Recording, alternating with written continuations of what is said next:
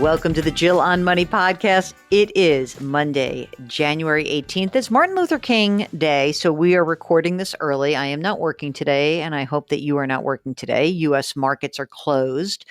Hey, Mark, you know what I always keep forgetting to do? And I'm going to do it right at the top of the show, so I remember this.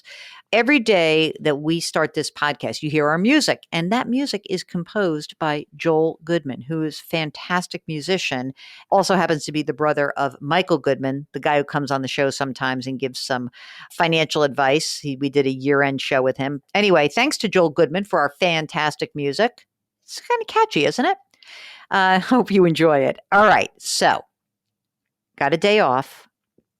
Try to, watch something instructive, educational, maybe.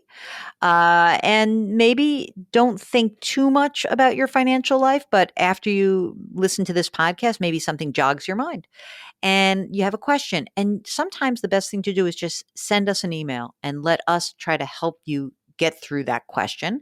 And I know you're going to feel better as soon as you send the email. So that's a good thing also. It's like, good, I pushed it out there. The email address is askjill@jillonmoney.com. And you can also go to our website, jillonmoney.com, and there's a contact button there. So check it out. All right. And don't forget to tell us whether or not you would like to come on the air with us. This weekend we had callers. Wasn't that fun? Sometimes we do guests, sometimes we do callers. It's fun. Okay. Let us know if you want to come on the podcast with us. You're not really calling, but through the magic of Mark's technological innovation. Well, it's not really Mark's, but technology in general. We'll get you on the air with us, okay? Kathy writes, she wants to know, is she on the right track for retirement? Mark, is that the most frequent question we get? No? Okay, Mark says the most frequent question that we are asked is the Roth versus traditional question. The second is, am I on the right track for retirement? It's funny. We get that question, both of those questions, regardless of age. So that's what's been interesting to see. Okay. Kathy's a 60-year-old working woman with a large company. I earn approximately $100,000 per year. I plan to retire at age 65. I'm married. My husband is 70 with his own company and finances. We don't mix our money. And I'm planning my retirement for myself. He has investments that will most likely cover my needs as well, but I've always stood on my own, and I'd like to think I can retire based on my own earnings throughout the years. Okay, here's what she's got. New York Life variable annuity, $376,000, 70% growth, 30% conservative. A second New York Life variable annuity, 100% in growth mutual funds. A Fidelity rollover IRA, $179,000. Fidelity fixed annuity, John Hancock IRA, 401k. And she's contributing a bunch of money to a Roth IRA and a little extra money into she says a makeup Roth IRA, but I think she means for the catch-up contribution. Social Security, $3,200 a month. Goal is $5,000 a month at retirement. I'm debt-free. I own my home, one child, and occasionally needs financial help. In 5 years, she should not need further help. Do you think I'm on the right path? You betcha. Absolutely. Obviously, I would prefer that you don't have variable annuities, but you have them. So, I'm not going to go crazy with it.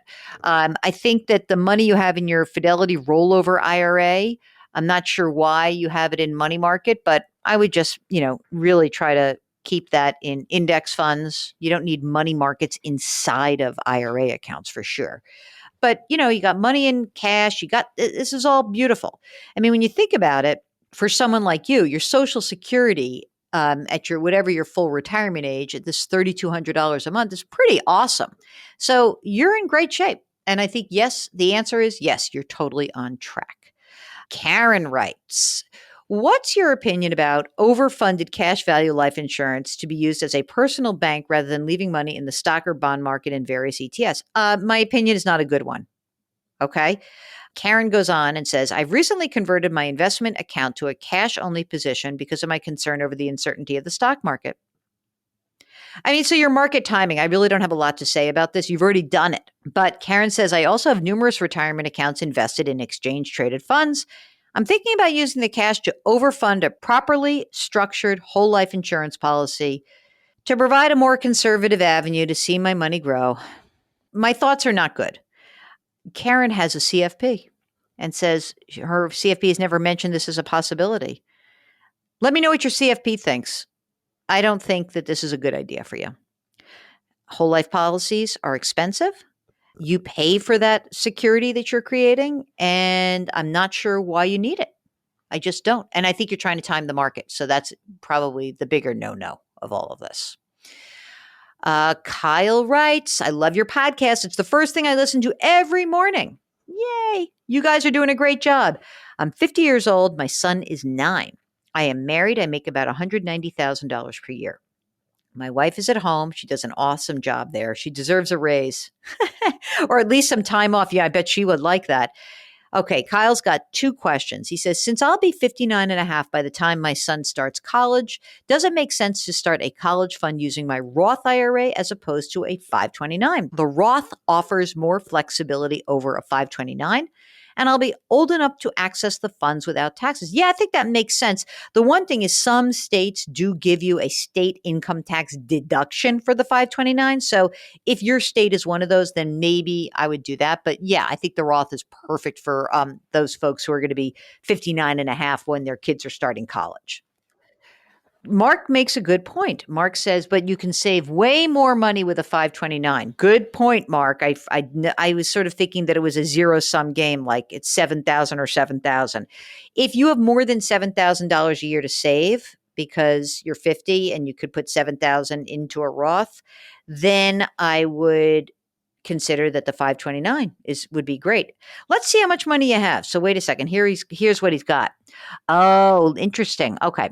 He's got $1.3 million in his 401k. He says, my company offers a Roth 401k. Should I be funding my retirement with a Roth instead of the traditional? I make 190 grand a year. And he's got a Roth IRA with 30 grand, investments outside of a 401k, 200,000. Cash, an emergency fund, outstanding mortgage, car loan. First of all, have you done a real retirement plan yet? That's number one, because we need to get you retired before we can get your kid educated. And so I think that it would make a lot of sense for you to crunch some retirement numbers, to see what's really in front of you, to then make a determination as to how much money you should be saving for retirement versus and in addition to 529. Retirement first, 529 second. But if your son, if you think about it, you've got all this money right now outside of your 401k. Should that money be used to start funding the 529 so that it essentially gets protected from taxation? That's the other question I have. So that might be something worth pursuing. And finally, yes, I do think putting money in your Roth 401k makes sense for you right now. Kim writes, I'm single, 33, making 140 grand a year. My annual spend averages about $48,000 a year. Yow, that's good. I've got no debt. Here's the money that I have. 175 grand in a 401k, 23 in an HSA, 300 in an index fund, Roth IRA 60, employee stock purchase plan 10 grand, 20 grand in cash. My question is how to plan for the future. Right now, I'm single, but my hope is I will find a partner, maybe have some kids. Since single life looks very different than life with a partner and or kids, how should I be planning for the future? Do I continue to plan as if I will remain single over the long term? I think that's your only choice. You can't, no. I mean, you can't do this. You got to plan on where you are now. And by the way, here's the thing that's so cool about this. All you need to do is create a plan that you're comfortable with, that you can live with today. Because you are single, because you're able to save so much money, this plan's fantastic. I mean, I wouldn't necessarily deprive yourself, but I'm just saying, keep socking your money away. It's awesome. The worst case scenario is oh, gee, I wish I had blank, I'd done something different. It's not going to be that. It can't be you can't plan for a partner and kids when you don't have them yet. When you're ready, if you either have a partner or not, and when you have kids, whether you have kids with a partner or not, you can make changes. You can only plan on what you know today. That's my advice. What do you think, Mark? Okay, Mark says, it never crossed my mind to plan for a financial future that I might have. In fact, had you really thought about it, Mark, then you would have bought a 2-bedroom apartment when you were 32. All right. Eric is a longtime listener, recidivist emailer, and he's even been on the podcast.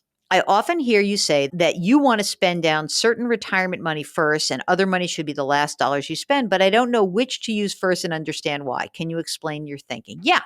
So here's the thinking. The thinking is that the last money you spend is Roth because it's already been taxed, okay? And it's a great asset to pass to the future generation.